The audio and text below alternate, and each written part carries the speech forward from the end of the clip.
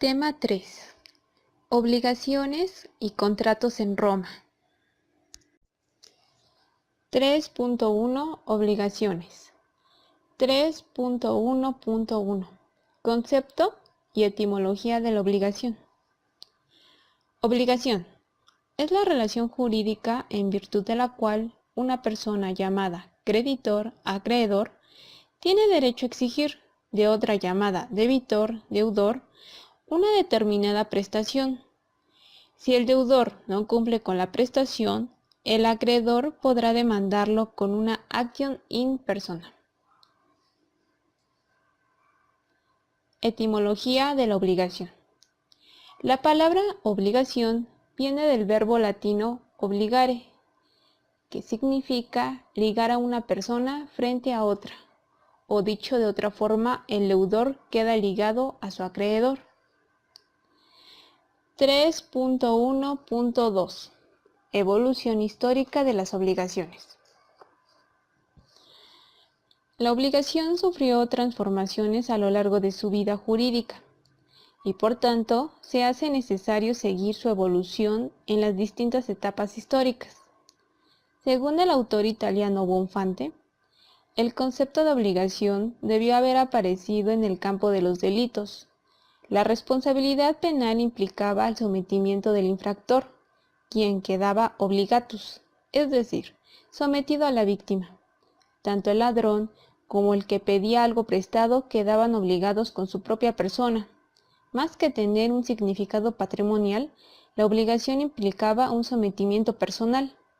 Así, por ejemplo, al celebrarse un préstamo solemne por medio del nexum, se creaba una dependencia de carácter físico entre acreedor y deudor.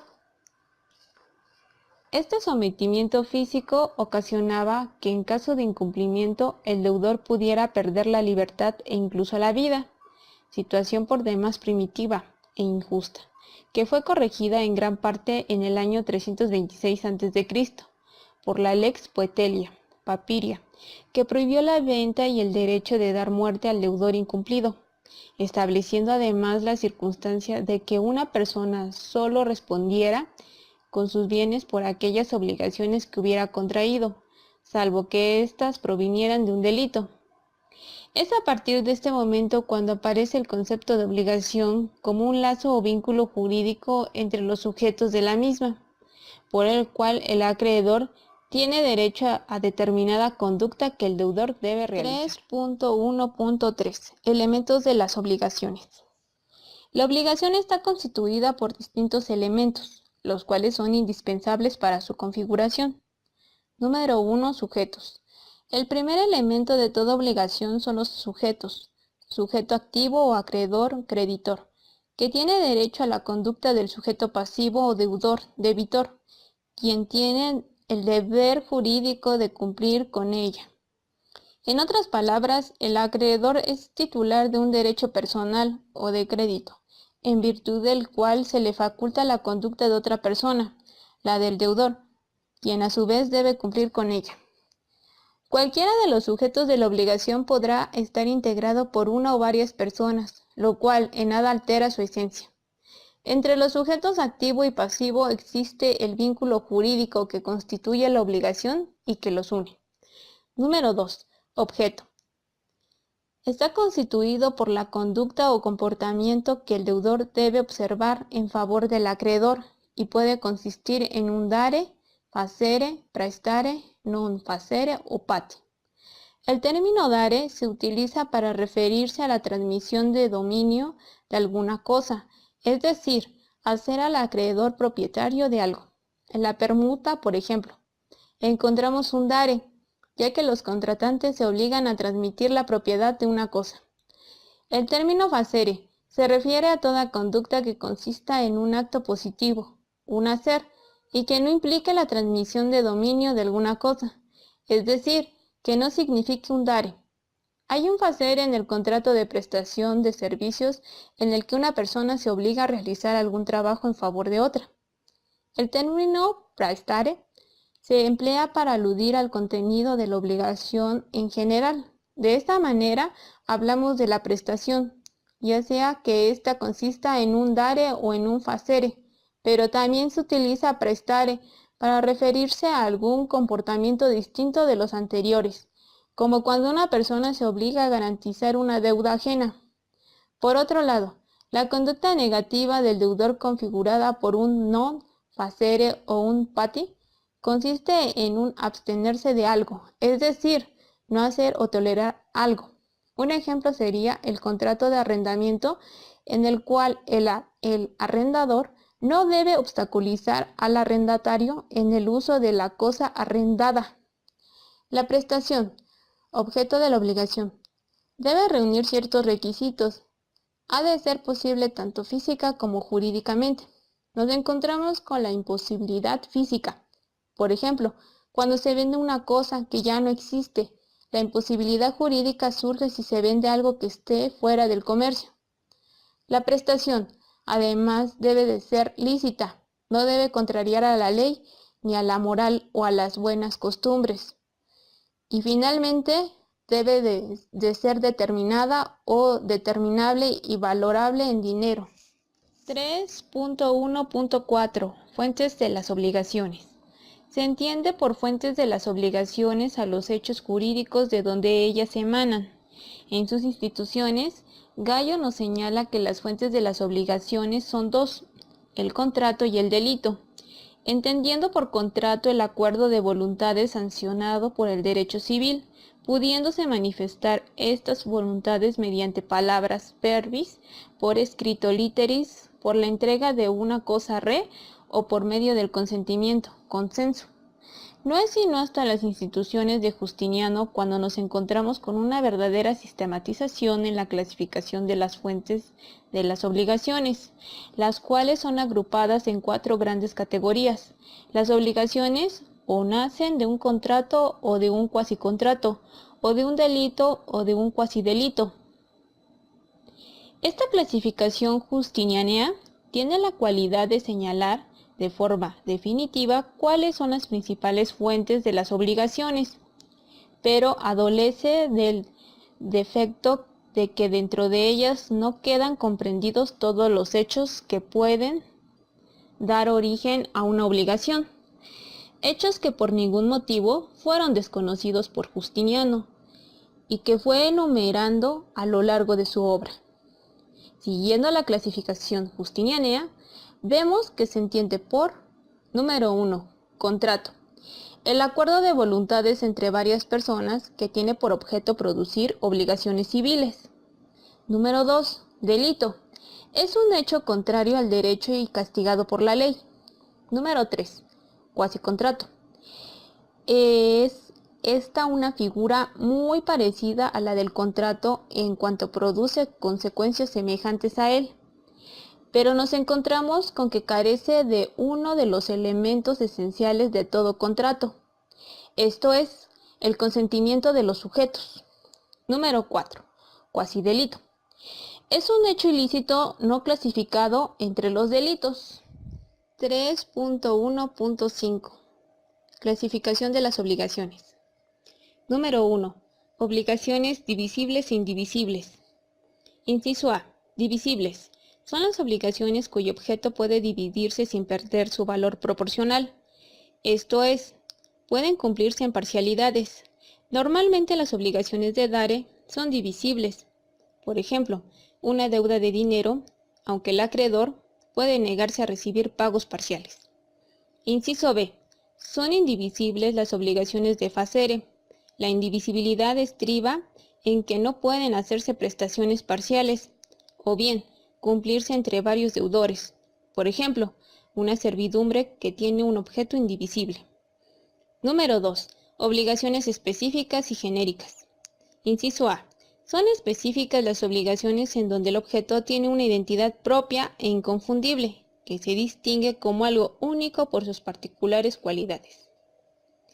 Inciso B. Genéricas. Son las obligaciones donde el objeto se identifica por sus cualidades generales y por la cantidad, sin individualizar. Por ejemplo, un esclavo cualquiera, un fundo, 10 caballos, etc. Número 3. Obligaciones con pluralidad de objetos, conjuntivas, alternativas y facultativas. Inciso A. Obligación conjuntiva o cumulativa. Es aquella en donde existen diversos objetos y el deudor se obliga por todos y cada uno de ellos. Inciso B. Obligación alternativa. Aquí hay dos o más objetos en la obligación, aunque el acreedor solo puede exigir uno o alguno de ellos, porque una y otra cosa han sido puestas para la obligación, no para el pago. Inciso C. Obligación facultativa. En esta hay un objeto en la obligación, pero el deudor está facultado para sustituirlo por otro objeto. Número 4. Obligaciones de certum y de incertum. Inciso A. En las obligaciones de dare, el objeto puede ser certum, cierto o determinado, o incertum, incierto o indeterminado. Será determinado si se ha precisado el quid, qué, el quale, cuál, o el quantum, cuánto, por lo que se puede consistir en una suma de dinero, certa pecunia, o en alguna otra cosa cierta, alia certa res, como el fundo tusculano, el esclavo estico, 100 modíos de trigo africano de la mejor calidad, el vino, aceite o trigo que se encuentran en el almacén, etc. Será indeterminado si no se ha precisado el quid, el quale o el quantum. Por ejemplo, el que se dé un esclavo o un fundo sin precisar el nombre o una cantidad de vino o trigo sin determinar la calidad. 5. Obligaciones civiles, honorarias y naturales. Inciso A. Obligaciones civiles. Son las que están protegidas por una acción para el caso de incumplimiento, lo que significa que tienen un respaldo procesal que emana del derecho. Inciso B. Las obligaciones honorarias o pretorias son aquellas que están protegidas por una acción honoraria concedida por el pretor o edil, quien otorga la acción con base en un hecho que no está reconocido por el derecho civil. Inciso C. Las obligaciones naturales, denominadas así por Gallo y Juliano, no están amparadas por una acción. Son las que se generan por los actos negociales de los alieni iuris, como los esclavos, hijos e hijas de familia. Las obligaciones de los sui iuris, que se convierten en alieni iuris, se conservan como naturales.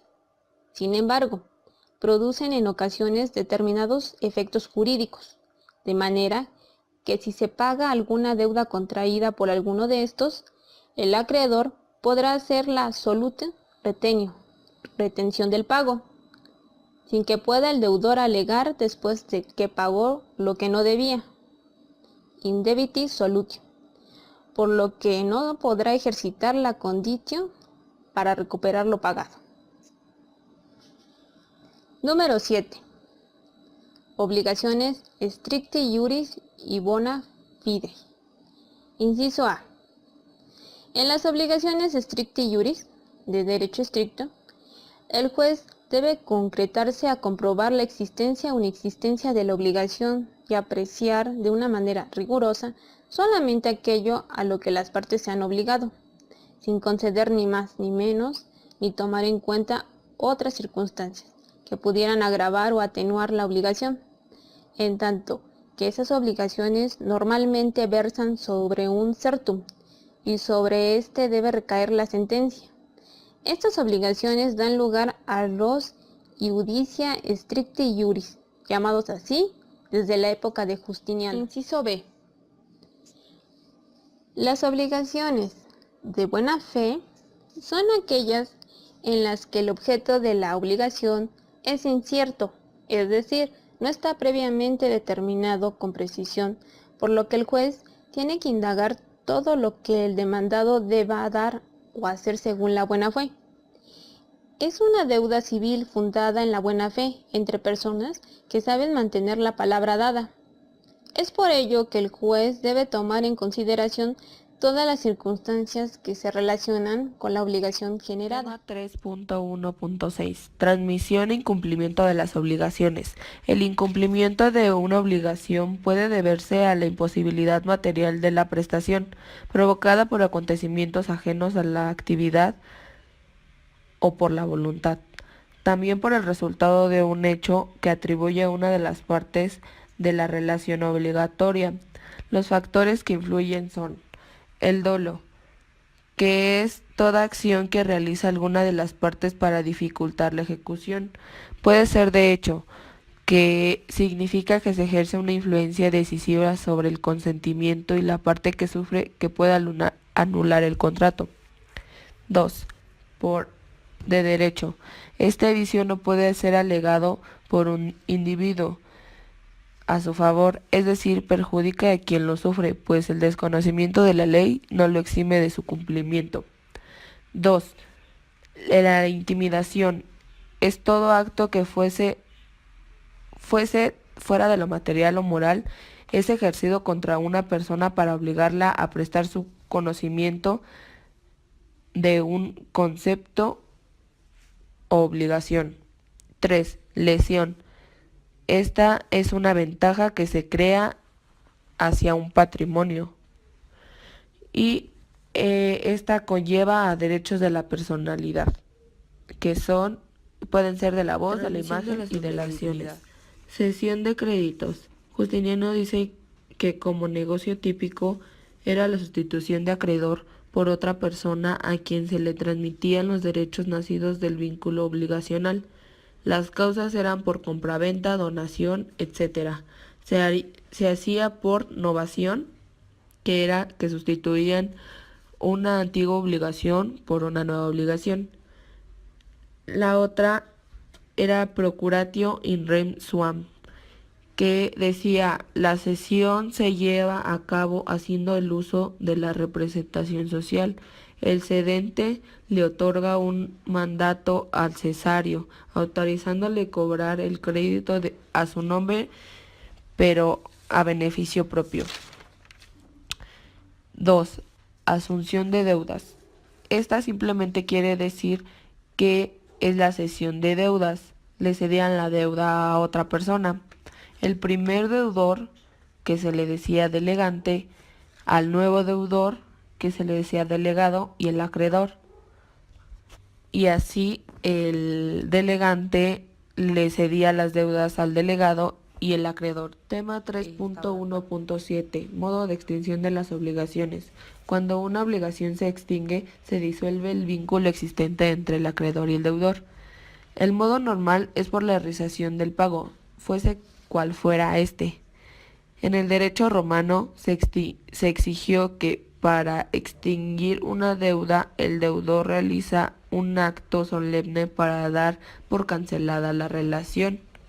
Modos extintivos que operan ipso iure. 1. El pago, que es el cumplimiento del modo normal de extinguirse una obligación mencionado anteriormente. 2. Novación, que es la sustitución de una obligación por otra.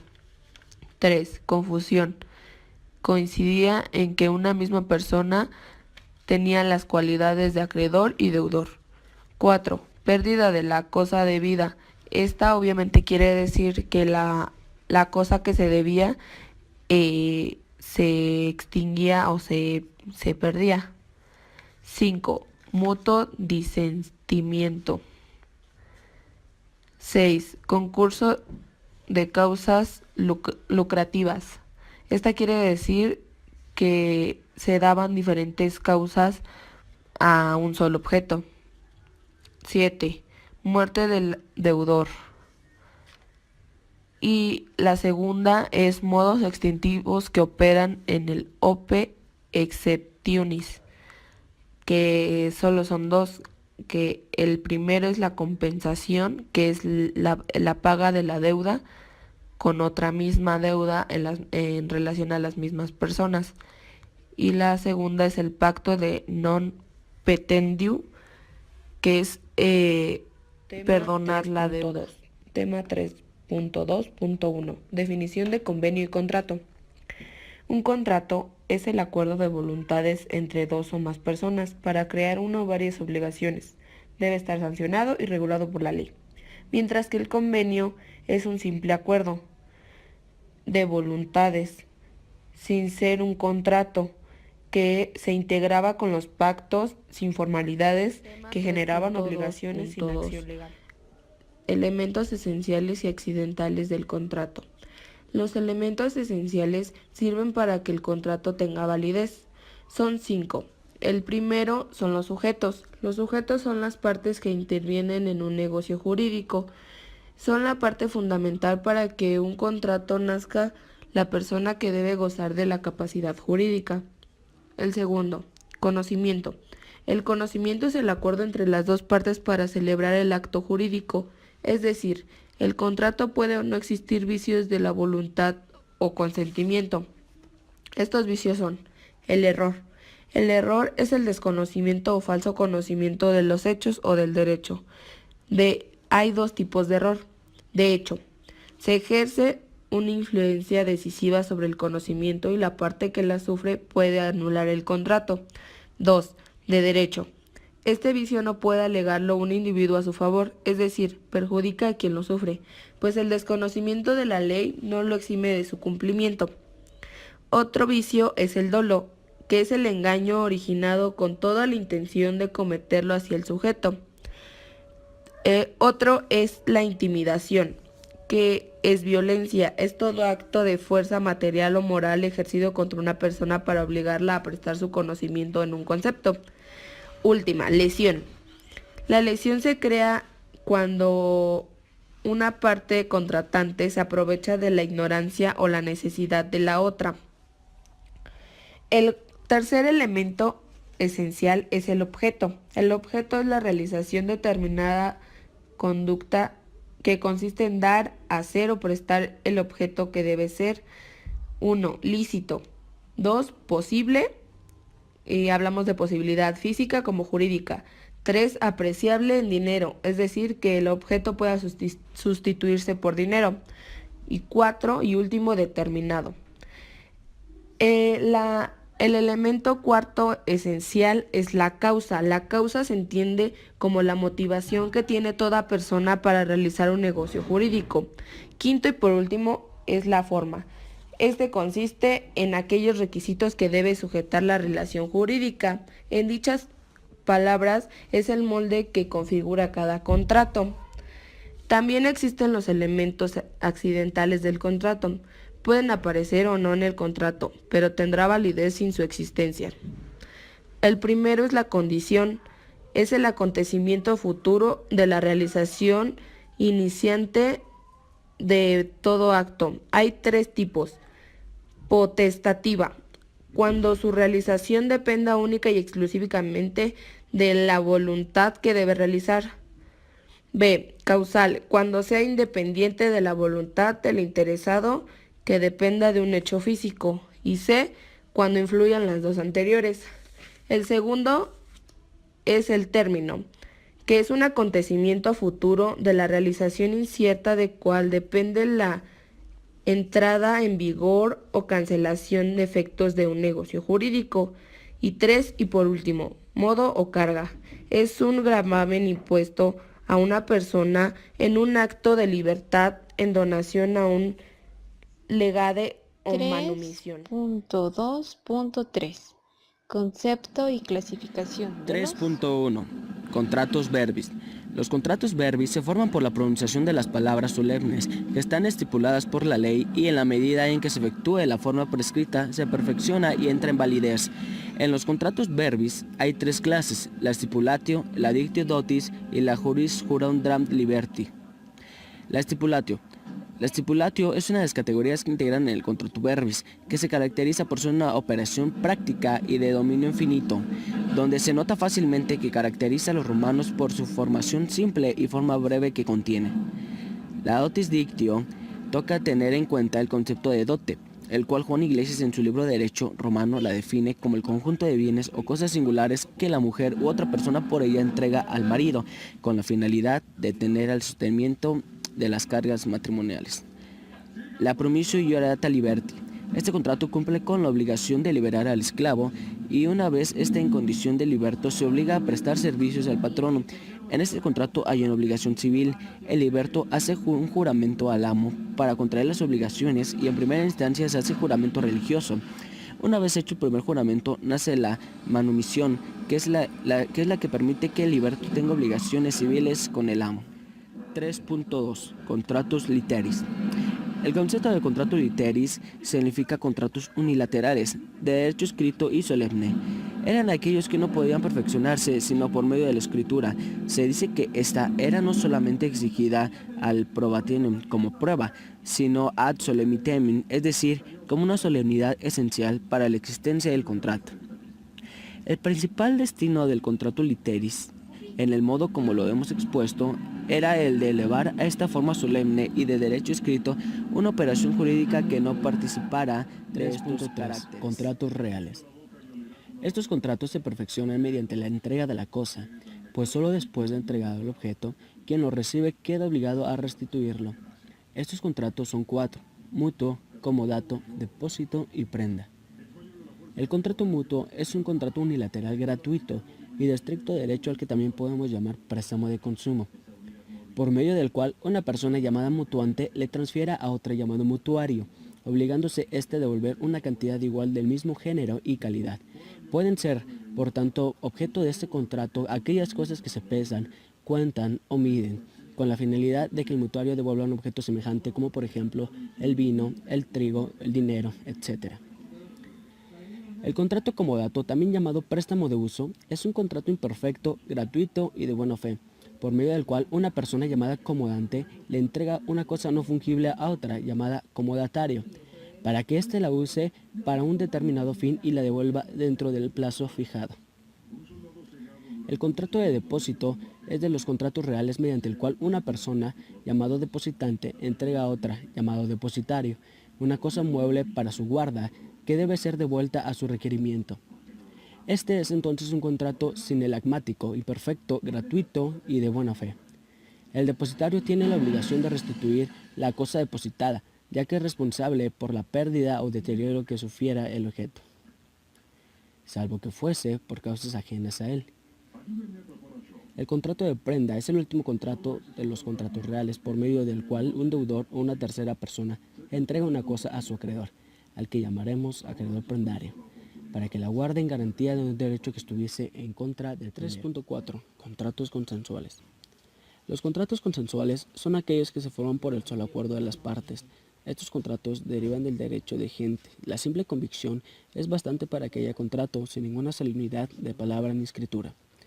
Los contratos consensuales pueden formarse entre ausentes. La venta es un contrato por el cual dos personas convienen que una debe procurar a la otra la libre posesión y el goce completo y pacífico de una cosa determinada, mediante el pago de un precio fijado en dinero. El precio. Para que la venta sea válida, es necesario que el precio consista en dinero amonedado, que sea cierto y serio. El equivalente que el comprador debe dar al vendedor a título de precio no puede constituir en una cosa cualquiera. Es preciso que sea una suma de dinero. La obligación del vendedor. El vendedor debe hacer tener al comprador la cosa vendida, proporcionarle un goce completo y duradero.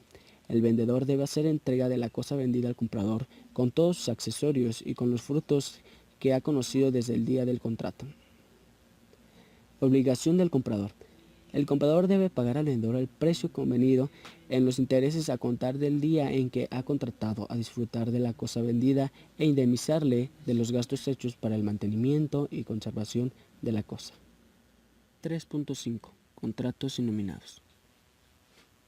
Son figuras que se apartan de los contratos típicos del derecho clásico y que en atención a la naturaleza de la prestación y contraprestación se agrupan en 4 clases distintas. La primera clase es do ut des, que significa doy para que des. Se presta cuando las prestaciones de cada una de las partes consideran en dar alguna cosa. La segunda es do ut facies, que significa doy para que hagas. Aquí una parte se compromete a dar alguna cosa y la otra a prestar cierto servicio. La tercera es facio ut des, que significa hago para que des. Esta categoría es igual a la anterior, pero observada en sentido inverso. La siguiente es facio ut facias, que significa hago para que hagas. Es un intercambio de servicios. Como ejemplos más frecuentes es posible nombrar los siguientes. Permuta es el contrato por el cual un contratante transfería al otro la propiedad de una cosa para que éste le transmitiera la propiedad de otra. El precario. Una cosa a petición de otra la concedía el uso de una cosa para que le devolviera en el momento en que se reclamara. Este contrato se parece al comodato, pero es diferente en que para su existencia es necesario que el precarista le solicite al concedente y en que éste puede ser revocada el precario en el momento en que lo desee, incluso habiéndose fijado un plazo. La transacción. Las partes haciéndose concesiones recíprocas terminaban una controversia presente o evitaban una futura. La transacción debía reunir los siguientes requisitos. Primero, que existiera un derecho incierto y segundo, que hubiera concesiones recíprocas. La transacción solo se podía anular si sobre el asunto ya había una sentencia anterior y ésta no fuese concedida por las partes. Los contratos innominados se perfeccionaban cuando cualquiera de las partes cumplía con su prestación.